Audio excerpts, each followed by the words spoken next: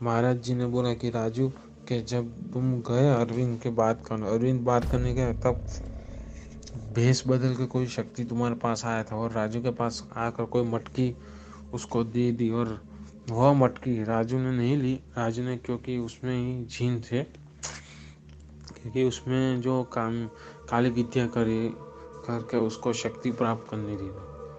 तो वो सौदा करते हैं ना जिन से, जो तांत्रिक होते, तो उसको मुक्त कराने के लिए राजू का इस्तेमाल किया।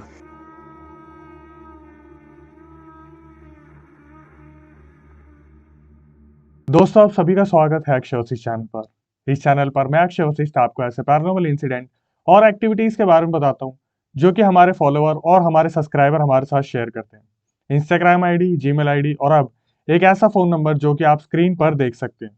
अगर आपके साथ भी कोई ऐसा इंसिडेंट हो तो आप रिकॉर्ड करके उसे मुझे भेज सकते हैं। मैं उसे नरेट करूंगा अपनी आवाज। वैसे तो हमारे पास बहुत सारी स्टोरीज आती है, बट हम वो स्टोरी निकालने की कोशिश करते हैं जो लॉजिकल हो, जिससे आपको कुछ ना कुछ सीखने समझने को मिले। अभी तक जो आप इंस्टाग्राम, यूट्यूब को प्यार दे रहे हैं उसके लिए तहे दिल से शुक्रिया। आज का जो इंसिडेंट है यह हमें चंदन ने बताया, जो कि वडोदरा के रहने वाले। बात है 1 साल पहले 2023 की। इन्होंने बताया कि इनके 3 दोस्त और थे जो कि इनके साथ स्कूल कॉलेज में पढ़ते थे। बैकग्राउंड पता करने से पहले दोस्तों के नाम जान लेते हैं।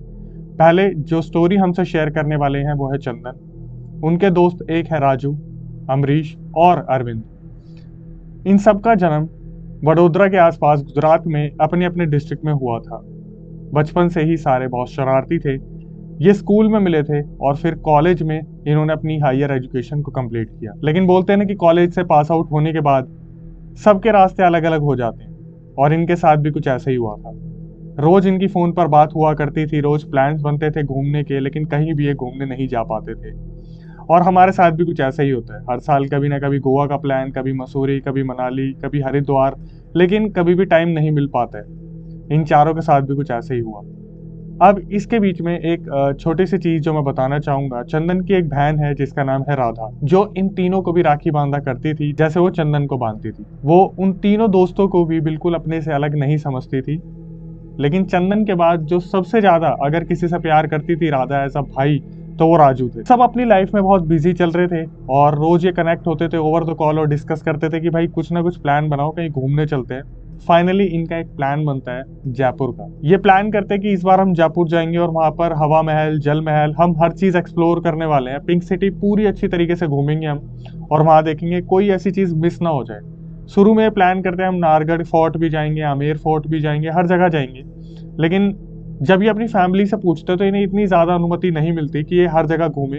इनको बोला जाता है भाई 2 से 3 दिन तुम जाओगे और 2 से 3 दिन में वापस आ जाओगे, क्योंकि इनकी शरारतें ऐसी होती है। इनकी फैमिली इन्हें समझाती भी है कि अगर तुम जा रहे हो ना तो इस बात का ध्यान रखना कि हम तक कोई कंप्लेंट नहीं आनी चाहिए।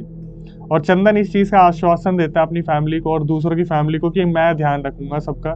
चंदन इनमें सबसे बड़ा था। पेशे से अमरीश जो था वो एक रैकी हीलर है, जो पॉजिटिव नेगेटिव चीजों को बहुत जल्दी फील कर सकते हैं और दूसरों को वो पॉजिटिव एनर्जी से हील करते हैं। बाकी जो 3 दोस्त हैं वो कहीं ना कहीं कंपनी में काम कर रहे थे।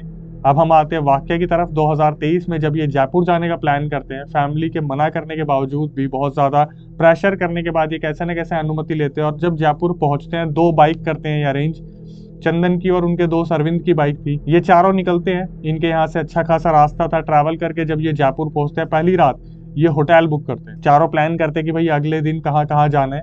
तो इन्हें पता चलता है कि आसपास हमारे जो है हवा महल है, जल महल है, और ये दोनों जगह घूमते हैं और एक टपरी पे चाय पीने के लिए बैठते हैं। वहां पर इन्हें एक अजीब सा इंसान मिलता है जो इनके पास आता है और बोलता है कि हुलिये से तो तुम कहीं बाहर के लगते हो, लगता है घूमने आए हो जयपुर।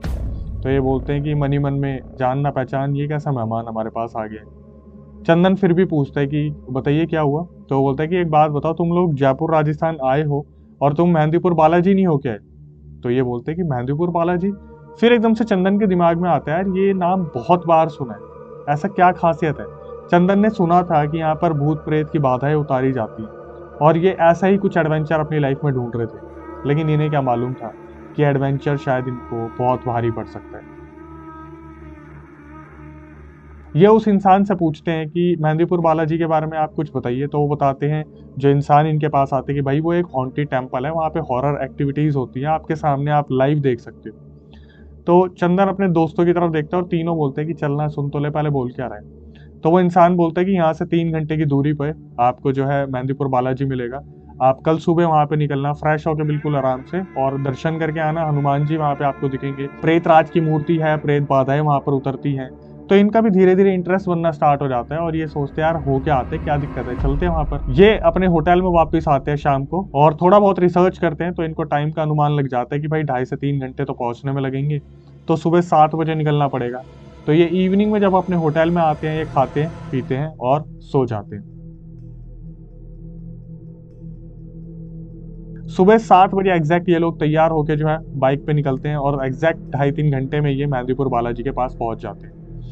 वहां पर पहुंचने के बाद ये अपनी बाइक को पार्किंग में लगाते हैं और ये सारे के सारे पट खुलने पर मंदिर के अंदर जाते हैं। मंदिर के अंदर जाने पर ये देखते हैं कि वहां पर हनुमान जी की विकराल मूर्ति, जैसे कि आपने भी देखा होगा अगर आप गए होंगे तो, विकराल मूर्ति, उनके दर्शन करते हैं, प्रेतराज के दर्शन करते हैं, वहां माता की मूर्ति थी उसके दर्शन करते हैं और देखते हैं कि कैसे वहां पर जो है प्रेत बाधाएं उतारी जाती हैं, यज्ञ हवन ऐसी चीजें ये देखते हैं। चंदन के दिमाग में आता है कि यार इतने टाइम बाद ऐसे तीर्थ स्थान पे आए हैं तो क्यों ना यार हनुमान जी का पाठ हो जाए, थोड़ी पॉजिटिव एनर्जी कलेक्ट करते हैं। तो जो अमरीश उनके साइड में होते हैं चंदन के बगल में, वो बोलते हैं भाई तुम लोग क्या करोगे मुझे नहीं पता, लेकिन मैं थोड़ी देर यहाँ बैठने वाला हूँ क्योंकि मैं एक रेकी हीलर हूँ और मुझे बहुत पॉजिटिव एनर्जी यहाँ से मिल रही है। तो चंदन और अमरीश तय करते हैं कि वो हनुमान जी का पाठ करेंगे, थोड़ी देर मंदिर में टाइम स्पेंड करेंगे।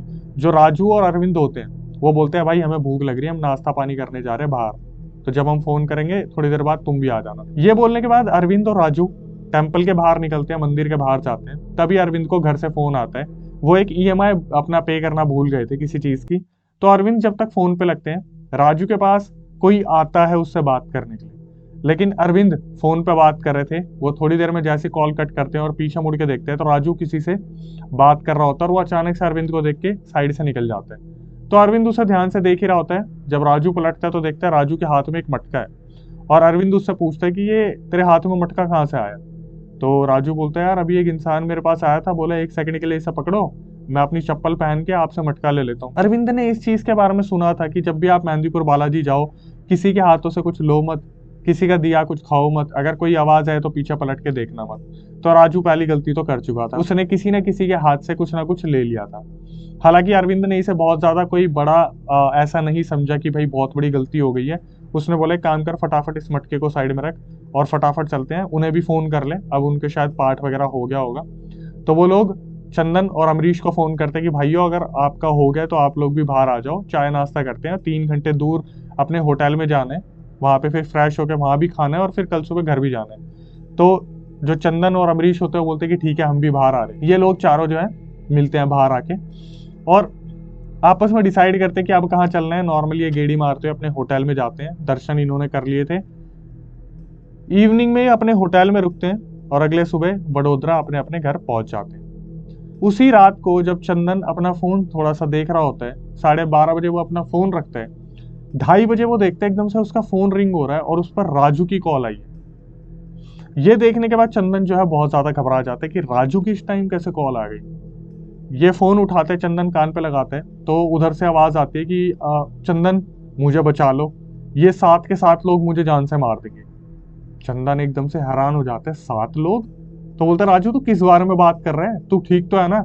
राजू उधर से बोलते हैं कि भाई प्लीज आ जाओ, प्लीज प्लीज, ये मुझे जान से मार देंगे। एक जो है मेरे हाथ उखाड़ रहा है, एक मेरे पैर उखाड़ रहा है, एक मेरी जीभ को खींच रहा है, एक मेरी आंखें निकाल रहा है, एक मेरे जो है प्राइवेट पार्ट्स को फाड़ रहा है, एक मेरी पूरी बॉडी को नोच रहा है और एक मेरा ब्लड पी रहा है। राजू ने 7 का डिस्क्रिप्शन दे दिया था कि 7 लोग 7 से 8 फीट के राजू के आसपास खड़े थे जो उसको हार्म पहुंचा रहे थे बहुत ज्यादा। चंदन बहुत ज्यादा घबरा जाता है, वो अपने दूसरे दोस्तों को फोन करता है, अमरीश और अरविंद को, उन्हें सारी सिचुएशन बताता है। तो उसके दोस्त बोलते हैं भाई देख अभी तो हम कुछ भी नहीं कर सकते, एक काम करते हैं, इसे कैसे ना कैसे हम समझाते कि अभी रुक जाए। ये राजू को फोन पे लेते हैं कॉन्फ्रेंस पर और बोलते हैं राजू सुन, हनुमान जी का पाठ कर, अभी कुछ भी मत सोच, हम अभी नहीं निकल सकते, हम अभी तो थोड़े टाइम पहले घर पे आए, हम कुछ भी नहीं बोल पाएंगे, हम सुबह मिलते हैं, तू अभी अपने आप को कैसे ना कैसे समझा ले भाई प्लीज। अगले दिन तक राजू जो है हनुमान जी का पाठ करता रहता, पूरी रात राजू नहीं सोया था। ये सुबह सुबह चारों मिलते हैं और इन्होंने घर पे कुछ भी नहीं बताया। जो सबसे बड़ी बात है, घर पे इन्होंने कुछ नहीं बताया कि ये मेहंदीपुर बालाजी होके आए हैं। इन्होंने घर वालों को बोला हाँ जयपुर का ट्रिप था बहुत अच्छा रहा, हम घूम के आ गए।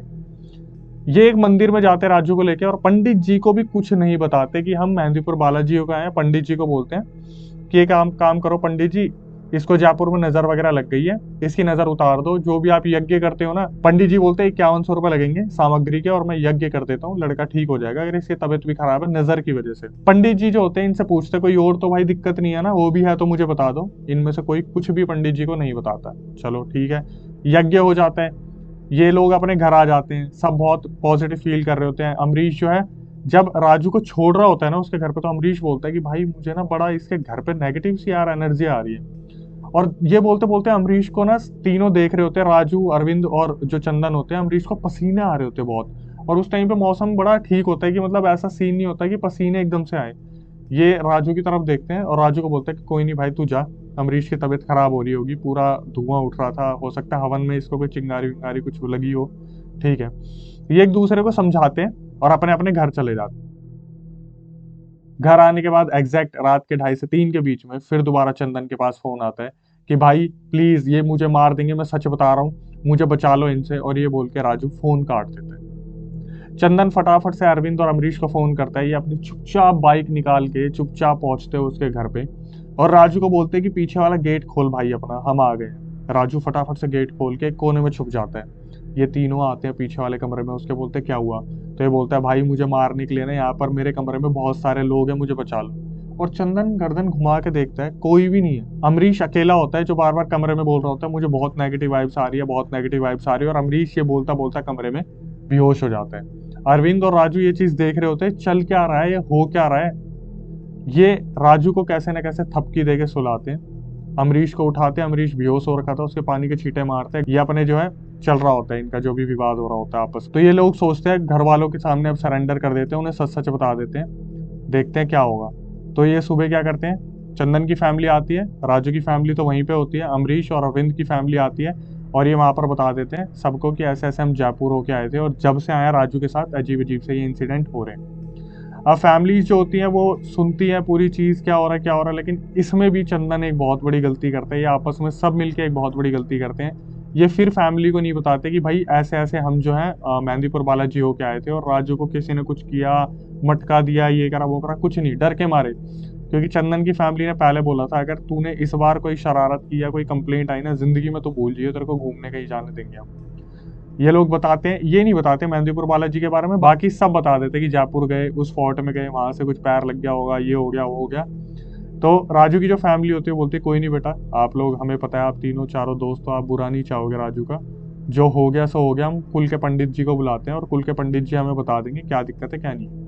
तो राजू की फैमिली अपने कुल के पंडित को बुलाते हैं, तो पंडित जी वहां पे आते हैं और बार बार इनसे पूछते रहते हैं कि अगर तुमने कोई गलती की है, तुमने कुछ किया है, तुम कहीं गए हो, तुमने खाया पिया है, किसी को गाली गलौज किया है, कहीं पर कुछ भी किया है तो तुम बता दो। ये लोग पंडित जी को नहीं बताते। पंडित जी अपनी पूजा पाठ करते हैं, और पूजा पाठ करने के बाद बोल देते हैं ठीक है सब नॉर्मल है, अभी इसके साथ, लड़के के साथ, राजू के साथ कुछ भी नहीं होगा, कोई दिक्कत नहीं है, इसे संभाल के रखो। ये सब बोलने के बाद वहां से सब अपने अपने घर जाते हैं। 1 से 2 घंटे के बाद जो चंदन है उसके पास राजू के पापा का फोन आता है कि भाई ऐसे ऐसे इसकी तबीयत बहुत ज्यादा बिगड़ रही है, फटाफट से एक बार आ जाओ। तीनों दोस्त राजू के घर पे जाते हैं और देखते हैं कि राजू को पूरा बॉडी पैरालिसिस हो गया है। राजू वहां पर अकड़ के पड़ा हुआ है, और जो चंदन था उसके साथ उसकी बहन भी गई थी राधा, क्योंकि राधा राजू को बहुत ज्यादा प्यार करती थी एज अ भाई।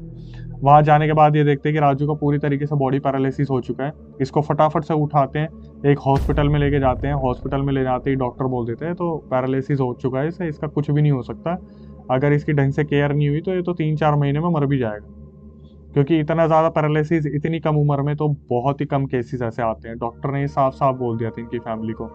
सब ये सिचुएशन सुन के वहाँ बहुत ज़्यादा टूट गए थे। राजू की फैमिली बहुत बुरी तरीके से टूट गई थी। इन्होंने अब भी नहीं बताया कि मेहंदीपुर बालाजी से होके आए थे या कुछ ऐसा हुआ। इसके बाद ये सोचते हैं कि भाई अब हमें कुछ ना कुछ तो करना पड़ेगा। पंडित जी को बोलते हैं कि भाई ऐसे ऐसे इसके साथ इंसिडेंट हो रहे हैं राजू के साथ। तो वो बोलते हैं कि हमें मेहंदीपुर बालाजी एक बार राजू को ले जाना पड़ेगा, लेकिन अभी महापंडित जो सबसे बड़े पंडित हैं वो अभी मेहंदीपुर बालाजी में है नहीं, 2-3 दिन बाद आएंगे, तो तुम अभी घर पे ध्यान रखो, पूजा पाठ करते रहो, ऐसे करो वैसे करो, ठीक है। राजू को 2 दिन हॉस्पिटल में एडमिट रखते हैं, उसके बाद डिस्चार्ज कर देते हैं। डॉक्टर बोल देते हैं हमने गिव अप कर दिया, हमसे ये नहीं हो पाएगा, इसे आप घर ले जाओ। 2 दिन बाद जब ये राजू को घर पे ले जाते हैं तो राजू के साथ चंदन, अमरीश, अरविंद और चंदन की बहन राधा होती है। तो सब बाहर बैठ के बात कर रहे होते हैं। राधा जो होती है वो राजू के पास होती है और राधा को बोला गया था कि तू देखियो इसे, ये ठीक तो है ना, कोई दिक्कत तो नहीं है। जब सब बाहर बैठ के बात कर रहे होते हैं तो एकदम से राधा भागी भागी आती है कि देखो एकदम से राजू को कुछ हो गया है, वो वहां पे कपकपी सी चढ़ गई है उसके शरीर पे। जब सब अंदर जाके देखते हैं तो देखते हैं कि राजू के हाथ में एक आरी है और राजू बेड पे खड़ा होकर अपना हाथ काटना शुरू कर देता है। ये देखने के बाद वहां पर सबकी सांसें एकदम से थम सी जाती है। ये टूट के पड़ते हैं राजू पे, कोई उसके हाथ से आरी छीनता है, कोई उसे लेटाता है। ये इंसान जिसको पैरालिसिस हो गया था ये सबको ऐसे फेंक फेंक के मारता है वहां पे। सबके, ये किसी के भी काबू में नहीं आ रहा। जो राजू होता है वो किसी के भी काबू में नहीं आ रहा होता है। कैसे ना कैसे ये जो है पकड़ के दोबारा फटाफट से इसे हॉस्पिटल लेके जाते हैं और डॉक्टर देखते ही डर जाते हैं कि लड़के ने अपना हाथ काट रखा है जो अभी 2-3 दिन पहले तक पैरालिसिस में था। ये पुलिस केस करने की बोलते हैं डॉक्टर कि आपने कुछ करा होगा, लड़का इतना डिप्रेशन में। ये उसे बताते हैं डॉक्टर को कि इसका इलाज चल रहा है, ये लड़का मेंटली फिट नहीं है, ये ट्रीट करो इसे अभी फिलहाल। डॉक्टर फटाफट से उसका जो है सर्जरी स्टार्ट करते हैं और 6 स्टिचेस जो हैं राजू को आते हैं। उस टाइम पर 6 टाके लगते हैं और हॉस्पिटल वाले बोलते हैं कि या तो इसे पागल खाने में दे दो या इसे हमें पुलिस को इन्फॉर्म करने दो, वरना ये लड़का मर गया तो पुलिस हम पे आ जाएगी कि आप ऐसे ऐसे जो है इलाज कर रहे थे। राजू के पापा कैसे न कैसे अप्रोच लगा के इस केस को वहीं की वहीं खत्म करवा देते। हॉस्पिटल वालों को बोल देते कि आगे से आपको दिक्कत नहीं होगी, हम अपने लड़के का ध्यान रखेंगे। घर पे आते हैं और मेहंदीपुर बालाजी वाले पंडित जी को फोन करते कि ऐसे ऐसे लड़का अपना हाथ काट रहा था, हम हाथ जोड़ रहे हैं, प्लीज हमारे बच्चे को बचा लो। तो एक तारीख दी जाती है 1-2 दिन बाद की कि चलो फटाफट से आप मेहंदीपुर बालाजी जो है राजू को लेके आओ, हम देखते हैं क्या प्रॉब्लम है इसमें। तो राजू की फैमिली, चंदन की फैमिली, राधा जो उनकी बहन है उनकी मम्मी पापा है, और अमरीश और अरविंद उनकी फैमिली नहीं जा पाती, लेकिन वो दोनों जाते हैं। मेहंदीपुर बालाजी पहुंचते ही जो पंडित जी होते हैं वो राजू को देख के बता देते हैं, भाई ये कोई छोटी मोटी चीज नहीं है, अभी तो पहले यज्ञ करना पड़ेगा इसके ऊपर। तो कोई ऐसी चीज है जो दिख ही नहीं रही, कि मतलब कोई ऐसी एंटिटी है जो छुप के बैठी हुई है, इसके अंदर हम देख भी नहीं पा रहे। तो जब यज्ञ करते हैं 7 से 8 घंटे वहां पर यज्ञ चलता है, तब पंडित जी इनसे पूछते हैं कि तुम कहाँ कहाँ गए थे। तो चंदन बोलते हैं जयपुर में हम जल महल गए थे, हवा महल गए थे। बोले मेहंदीपुर नहीं आए थे तुम? तो एकदम से चंदन डर जाता है कि अब सारी पोल पट्टी खुलने वाली है। बोलते हैं हाँ पंडित जी हम मेहंदीपुर बालाजी आए थे। बोले कि तुम दोनों अंदर बैठे थे ना, ये लड़का अमरीश और तुम? बोलते हैं हाँ। बोलते हैं अरविंद और राजू बाहर गए थे? बोलते हैं हाँ। तो बोलते कि अरविंद को कोई फोन आया था तो राजू वहां पर खड़ा था अकेला। तो अरविंद को बोलते तेरे पास फोन आया था? अरविंद बोलते हैं हाँ मेरे पास घर से फोन आया था ईएमआई का। तो बोलते तूने राजू पर ध्यान नहीं दिया? बोले राजू मेरे से 2 मिनट पीछे ही खड़ा था, मैंने 5-6 मिनट बात करी होगी फोन पे, और जब मैंने राजू की तरफ मुड़ के देखा उसके हाथ में एक मटका था। और ये चीज तो किसी को भी नहीं पता थी, मतलब जो अरविंद था उसने किसी को बताई भी नहीं थी कि ऐसा कुछ हुआ था, राजू ने भी नहीं बताई। तो पंडित जी ने बताया कि भाई ये 150 साल पुराना जिन है जो राजू के ऊपर छोड़ा गया है। ये मेहंदीपुर बालाजी के यहाँ पर जो राजा लोग रहा करते थे ना 150-200 साल पहले, जो राजा रहते थे उनके राजकुमार जो बेटा था उस पे जिन छोड़ा गया था। वहां पर उस टाइम पर मेहंदीपुर बालाजी में इतने सिद्ध पंडित जी थे कि इस जिन को निकालकर एक मटके में कैद करा गया था कहीं पर। किसी तांत्रिक ने अपनी इच्छा पूरी करने के लिए इस मटके को निकाला और राजू को वशीकरण कर दिया। मतलब राजू के पास जब आया तो उसकी आंखों में देखकर कुछ ऐसा कर दिया कि राजू से मटका भी खुलवा दिया, उससे वो अंदर बॉडी में भी इनहेल करवा लिया, और राजू के अंदर वो जिन रह रहा था।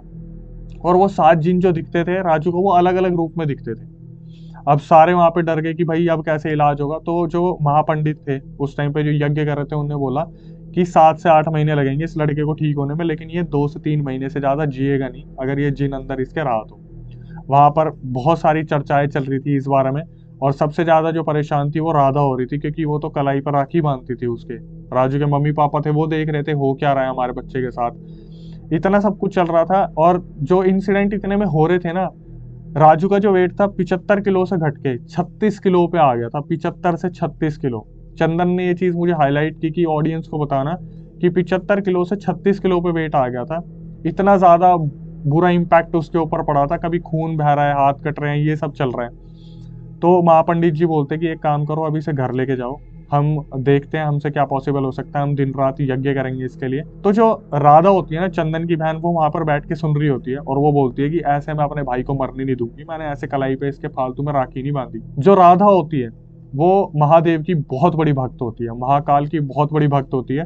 वो फटाफट से बोलती है कि अभी के अभी आप लोग राजू को घर लेके जाओ, मैं, मम्मी पापा, चंदन भैया आप भी जाओ राजू के साथ, ध्यान रखो यहाँ पे, मैं और मम्मी पापा हम जा रहे हैं उज्जैन महाकाल। ये बता रहा हूँ, मुझे लिटरली महाकाल के बारे में सोच के इतना प्राउड फील हो रहा है कि हमारे पास इतने भगवान हैं कि उनका आशीर्वाद हमारे पास हमेशा रहता है। राधा अपने मम्मी पापा को लेके महाकाल उज्जैन के लिए निकलती है, 1-2 दिन बाद पहुंचती है। ये लोग वापिस अपने घर आते हैं। राजू धीरे धीरे धीरे धीरे धीरे धीरे और कमजोर होता जा रहा है। वहां पर महाकाल उज्जैन में यज्ञ होता है, पूजा पाठ होता है। राधा वहां पर शाम को स्टे कर रही है, सुबह मंदिर में आ जाती है, पूरे दिन मंदिर में बैठी रहती है, महाकाल के हाथ जोड़ती रहती है, मेरे भाई को बचा लो, राजू को बचा लो, उसे जो भी हो रखा है उसे बचा लो, भगवान प्लीज बचा लो। 3 से 4 दिन बाद चंदन की फैमिली जो वहां पर होती है महाकाल उज्जैन में, उनके पास फोन आ जाता है कि इसकी कुछ आखिरी सांसें बची है, 1 हफ्ता ये जिएगा, तुम लोग वहाँ अब मत रुको, वापिस आ जाओ कि तुम जाते जाते इसे देख भी ना पाओ। तो वापिस आने में इन्हें 1-2 दिन लग जाते हैं। जब राधा आके देखती है राजू वहां पर बिल्कुल अकड़ के पड़ा हुआ है और मम्मी पापा वगैरह सब रोने लग रहे हैं, क्योंकि सबको पता चल गया था कि आखिरी सांसें बची है राजू के शरीर में। अमरीश भी रो रहा होता है, चंदन भी रो रहा होता है, वहाँ पर जो अरविंद होता है वो भी रो रहा होता है, सारे पेरेंट्स रो रहे होते हैं देख के कि इतनी जवान एज में जो है लड़का खत्म होने वाला है। तभी जब वहाँ पे सब होते हैं तो राधा हाथ पकड़ के बैठी होती है राजू का कि भाई प्लीज मत जा, प्लीज भाई तुझे मेरी कसम है।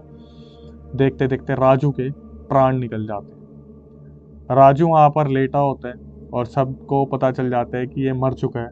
तभी अभी जो मैं बताने वाला हूँ, अगर आप अपने भगवान पर यकीन रखते हो तो इस चीज को आप फील कर सकते हो। तभी जैसे उसके प्राण निकलते हैं, एक अजीब सी रोशनी उनके घर में प्रवेश करती है, जो कि राजू के आसपास एकदम से चलना शुरू करती है। अजीब सी एक ध्वनि आती है, ओम। ये चमत्कार सब अपनी आंखों से होते देख रहे थे वहां पर। वो एकदम से बॉडी में चलते चलते उसके पैरों से जाकर उसके पेट पे जाकर उसकी जो चेस्ट होती है वो रोशनी वहां जाकर लुप्त हो जाती है और एकदम से राजू की आंखें खुलती है। राजू उठ के बैठता है और सबसे पहले वो देखता है कि सारे रो क्यों रहे हैं। राधा राधा भी रो रही है, सब रो रहे हैं। वो देखता है अपनी बॉडी को कि उसकी बॉडी इतनी स्किनी कैसे हो गई है, ऐसा क्या हुआ। एकदम से बोलते क्या हुआ मुझे। तो उसे बोलते कोई नहीं, तू आराम कर पहले। और फिर थोड़ी देर उसे आराम करने के लिए बोलते हैं। वो अपने आप को देखते मेरा वजन मतलब 36 किलो, ये मैं इतना स्किनी कैसे हो गया। तो उसे घर वाले समझाते भाई ऐसे ऐसे तुम मेहंदीपुर बालाजी गए थे, तुझे एक मटका दिया गया था, उस मटके से जिन तेरे ऊपर छोड़ दिया गया था और वो 150 साल पुराना जिन था जो तेरे ऊपर छोड़ा गया था। कैसे ना कैसे ये तो महाकाल की कृपा तेरे पे हो गई, हनुमान जी जो थे बालाजी में उनकी कृपा होगी, पंडितों का आशीर्वाद था तेरे साथ, राधा बहन ने तेरे लिए इतना सब कुछ किया तो तेरे ऊपर से जिन जो है उतर गया। महाकाल ने अपनी खुद की शक्ति से तेरे ऊपर से जिन निकाला है। तो राजू वहां पर सुन रहा था, उसकी आंखों से आंसू गिरने लगे कि मेरे साथ इतना सब कुछ हो गया, मुझे पता ही नहीं है। इन दिनों में राजू जो था वो अपने होश में ही नहीं था, उसे पता ही नहीं चल रहा था उसके साथ हो क्या रहा है। कैसे ना कैसे जो है ये सारे हाथ जोड़ते हैं।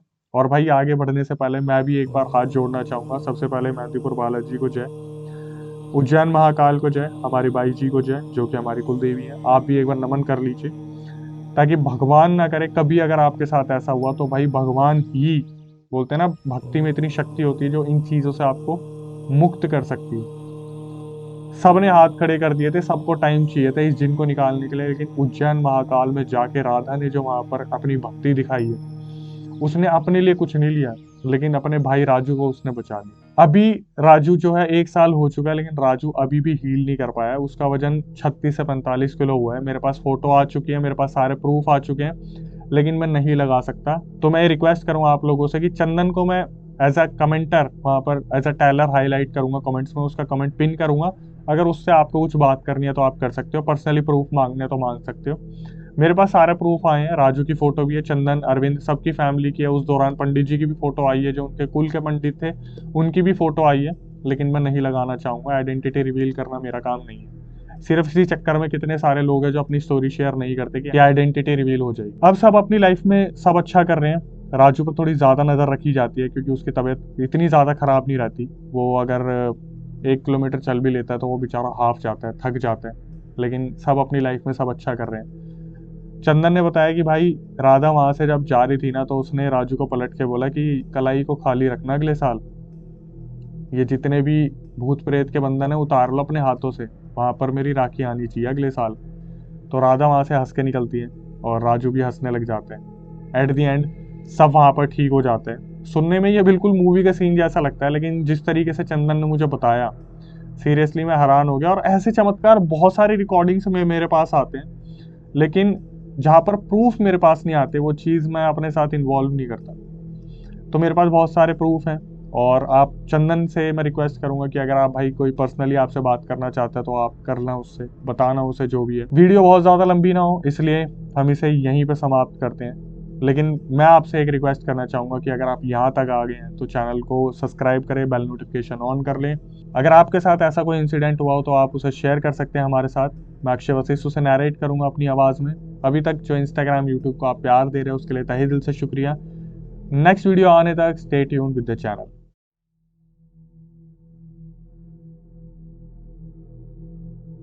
जो राजू खड़ा नहीं हो पा रहा था, वो राजू लेटा हुआ था, वो आसपास उसकी रोशनी की पूरी एक गोल गोल गोल गोल एक रोशनी घूमने लगी और उसको अंदर टच करके उसके छाती के अंदर जाने लगी, मानो कि स्वयं किसने प्राण पूरे हो स्वयं। और रोशनी ने ओम का एक स्रोत लगा था और एक तेजस्वी रोशनी थी, और फिर अचानक वो अंदर चली गई, सन्नाटा हो गया। और जैसे ही राजू ने सब, पिताजी ने सब देखा, और वो सब लोगों ने बोला कि आज ये जिंदा है तो केवल उसकी बहन के कारण। और मेहदी को बालाजी पंडित जी को फ़ोन किया, उसने भी बोला कि भाई राजू बच गया है। और ये सब देखकर हम बहुत खुश हो गए।